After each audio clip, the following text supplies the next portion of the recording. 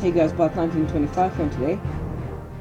This is Mission Control Houston, and welcome to our live coverage of Orbital 2's launch to the International Space Station. Yep, It's a beautiful day. Oh, for fuck's sake. The Mid-Atlantic Regional Spaceport at NASA's Wallops Flight Facility, getting a look now to the International Space Station. The Cygnus craft inside will be Orbital Science's second resupply mission to the orbiting laboratory. The Cygnus vehicle, named after former astronaut Janice Voss, sitting inside with approximately 3,300 pounds of science and research, and also crew supplies and other hardware for the crew on board the International Space Station. Go ahead, Tel. You're in pre-pullback position. Today's launch sequence will take approximately 10 minutes, including the liquid first stage's 4-minute firing to bring it to its initial orbit, the second stage putting it into that orbit, and then ending today with payload or the Cygnus vehicle separation, and it will then begin a 2-day trek to the orbiting laboratory. As mentioned, about 3,300 pounds of supplies found on board the craft today. Among them, crew supplies, various food and other provisions for the crews on board the International Space Station, a number of vehicle hardware items, including upgrades for the electrical power system on board, and a few EVA items or spacewalk items. Most importantly, though, on board this craft today, over 720 pounds of new scientific investigations being carried to the International Space Station. Among those, a number of small satellites and other microsats that will be deployed from the International Space Station, but right now we're only about 50 minutes away from the scheduled launch. There'll be a 5-minute launch window opening up at 11:52 a.m. Central Time, 12:52 p.m. Eastern Time. Again, looking now at Pad 0A out at the Wallops Flight Facility. The teams, Orbital Sciences, overseeing the launch of the Antares rocket and the Cygnus vehicle once it's on orbit, have marched through all of the milestones leading up to today's launch. Had to battle the elements quite a bit over the week to get the rocket out and ready for launch, but able to overcome all of that so far. This right now a live view inside of the Wallops Range Control Center out of Virginia. They'll be overseeing the launch of Antares today. So yeah. Once it's on orbit, the orbital team at their Dulles Flight Control Center will take over. But again, Antares sitting on the pad. The fuel propellant loading, the first stage powered, again, a liquid powered stage with liquid oxygen and RP1, or a very highly reformed version of kerosene, commonly referred to as rocket fuel, beginning about an hour and a half before that targeted launch time of 11:52 a.m. Central. In the impact limit line area, however, they are expecting that to go green at approximately 16:20 UTC, so in just over 15 minutes. We're approaching about 48 minutes from our T0 today, target T0. You'll repeatedly hear throughout today's launch broadcast that the orbital countdown loop, giving an overview of the steps as they draw ever closer to launch.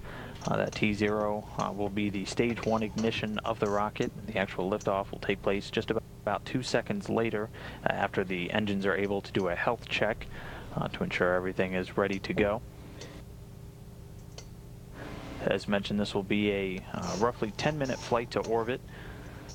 The first stage firing for about 4 minutes on the Antares rocket, powering the vehicle to an initial altitude of about 70 statute miles. That first stage, again, powered by liquid oxygen and that highly refined mix of kerosene, will then separate from the rocket. That main engine cutoff and separation coming just about 4 minutes into flight. Second stage, a solid fueled rocket, will then fire payload separation. Once separated, the Cygnus will deploy its solar arrays and do a number of quick orientation checkouts.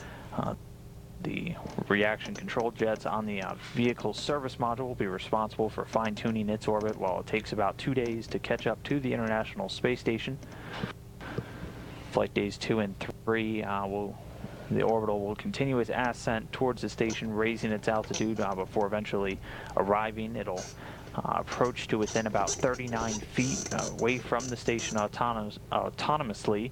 At that point, it'll be commanded by the astronauts on board to enter what we call a free drift, inhibiting its thrusters. The station itself also in a free drift mode. Astronauts on board then reaching out with the station's robotic arm to grapple with the Cygnus vehicle.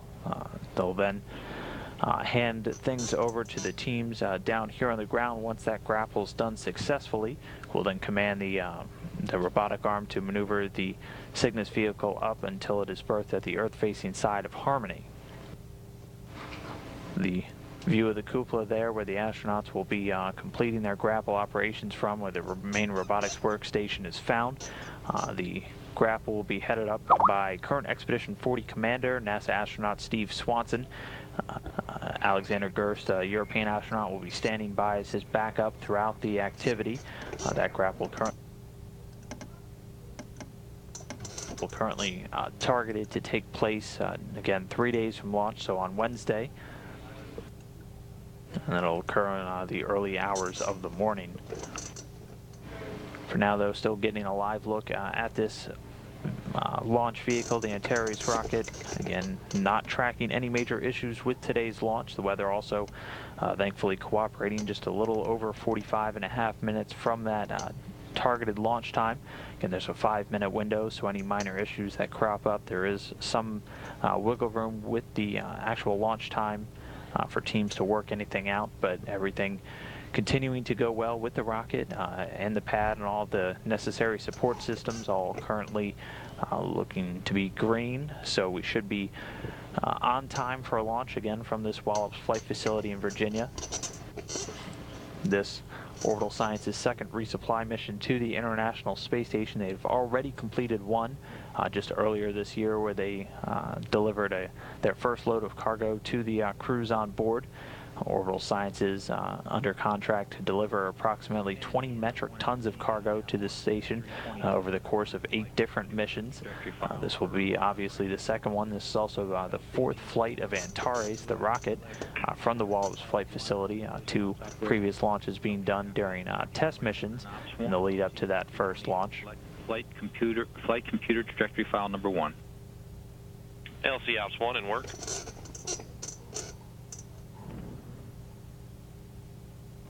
So as mentioned, this is just the second, the first being conducted back on January of this year, 2014. And GNC There'll be 6 more launches under the current contract for Orbital Sciences to resupply the station. GNC 1, I can verify trajectory file 1 in telemetry. The current incarnation of Cygnus, carrying 3,300 pounds up today.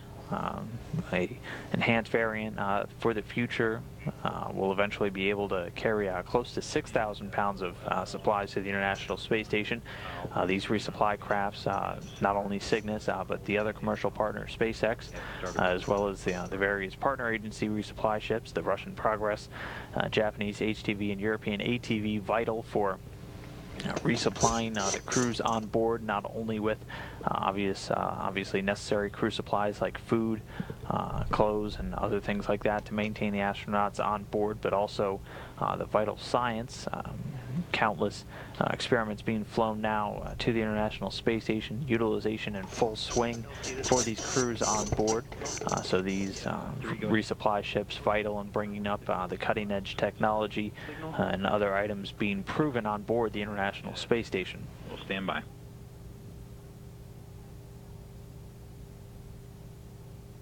Okay, yeah, guys, and anyway, I will be launching this in KSP. I won't be recording it, though. I will dock it before drill one docks and stuff, because I want to have the spacecraft that are up there right now actually up there in my KSP. There's one Progress that is actually docked to the Piers module, and then that I don't have the Piers, I remember, because I have the Nauka, the Uzlavoy, and the other thing. So yeah. So as mentioned, all the milestones